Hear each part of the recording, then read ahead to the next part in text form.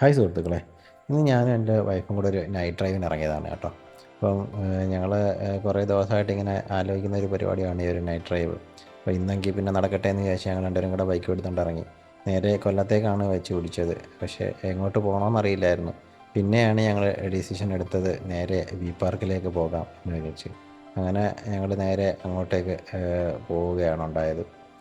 ഇപ്പോഴത്തെ V park എന്ന് പറഞ്ഞു കഴിഞ്ഞാൽ നമ്മുടെ കൊല്ലം റെയിൽവേ ബ്രിഡ്ജുണ്ട്. അപ്പോൾ അതിനടിയിൽ ആയിട്ട് ഇപ്പോൾ പുതിയതായിട്ട് തുടങ്ങിയ ഒരു സംരംഭമാണ് വി പാർക്ക് എന്ന് പറയുന്നത്. നമുക്ക് സമയം ചിലവഴിക്കാനും ഫുഡ് കഴിക്കാനും ഒക്കെ അതിന് അവിടെ എല്ലാം അവിടെ ഒരുക്കി വെച്ചിട്ടുണ്ട്. നമ്മുടെ ആക്ടിവിറ്റീസും എല്ലാം നമുക്ക് അവിടെ ചെയ്യാൻ പറ്റും. അങ്ങനെ ഞങ്ങൾ നേരെ അവിടെ വി പാർക്കിലെത്തി. ഈ കാണുന്നതാണ് കൊല്ലം വി പാർക്ക്, നമ്മുടെ റെയിൽവേ ബ്രിഡ്ജിൻ്റെ അടിയിലുള്ള വി പാർക്ക്.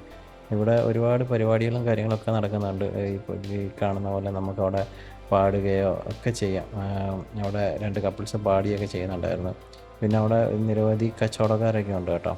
ഓരോ ഇതേ കണക്കുള്ള ഫാൻസി ഐറ്റംസും അതേപോലെ ജ്യൂസും കാര്യങ്ങളൊക്കെ. ഇത് നമുക്ക് കയറി നിന്ന് പാടാം. അവിടെ എഴുതി വെച്ചിട്ടുണ്ട് ഈ പാർക്കിൽ നിങ്ങൾക്കും പാടാമെന്നൊക്കെ പറഞ്ഞിട്ട്. പാടാൻ കഴിവുള്ളവർക്ക് അവിടെ പോയി നിന്ന് പാടാം. പിന്നെ നിരവധി ഇത് കണക്ക് ഷേക്കിൻ്റെ ഷോപ്പുകൾ ഒക്കെ ഉണ്ട് അവിടെ. പിന്നെ കുട്ടികൾക്ക് കളിക്കാനായിട്ടുള്ള ഒരുപാട് പരിപാടികളൊക്കെ ഉണ്ട്. പിന്നെ ഇത് കൊല്ലത്തുനിന്ന് എങ്ങനെ കൊല്ലത്തിൻ്റെ കുറേ പ്ലേസുകളാണ്, ടൂറിസ്റ്റ് പ്ലേസുകളാണ്. ഈ കൊല്ലത്തുനിന്ന് എത്ര കിലോമീറ്റർ ഉണ്ട് അങ്ങോട്ടേക്ക് പോകാനെന്നുള്ളതിൻ്റെ എഴുതി വെച്ചിരിക്കുന്ന ഒരു ബോർഡാണ്. പിന്നെ അതേപോലെ ബാഡ്മിൻ്റനും ടെന്നീസും ഒക്കെ കളിക്കാൻ അവിടെ ഇടമുണ്ട്. ഞാൻ നേരത്തെ പറഞ്ഞല്ലോ റെയിൽവേ ബ്രിഡ്ജിൻ്റെ അടിയിലാണ് ഇത് എന്ന്. അതുകൊണ്ടാണ് ഈ സൈഡിൽ കൂടെ ട്രെയിനൊക്കെ പോകുന്നത് കാണുന്നത്.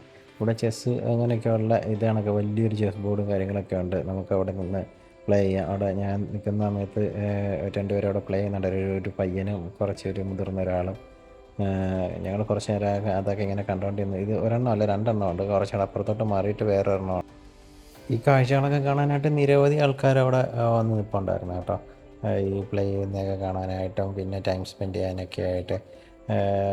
ഞങ്ങൾ ഏകദേശം ഒരു 9:30 ആയപ്പോഴാണ് വന്ന് തിരിച്ചത്. അപ്പോഴും അവിടെ നിറയെ ആൾക്കാരുണ്ടായിരുന്നു.